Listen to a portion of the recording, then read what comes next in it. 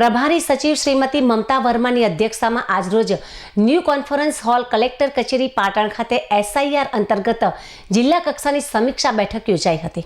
બેઠક દરમિયાન એસઆઈઆર અંતર્ગત પાટણ જિલ્લામાં કરવામાં આવેલી કામગીરી અંગે પીપીટી પ્રસ્તુતિ દ્વારા સચિવશ્રીને વિગતવાર માહિતી આપવામાં આવી હતી। પાટણ જિલ્લામાં કુલ 12,19,104 મતદારો પૈકી 11,11,553 મતદારોનું ગણતરી ફોર્મ મળેલ હોય ડિજિટાઇઝેશન પૂર્ણ કરવામાં આવ્યું છે, જે પૈકી 28,000 મતદારોનું મેપિંગ શોધી શકાયું નથી, જ્યારે 1,07,551 મતદારોના ગણતરી ફોર્મ પાછા મળ્યા નથી, જેથી તેમના નામ મતદાર યાદીમાં સમાવેશ થશે નહીં।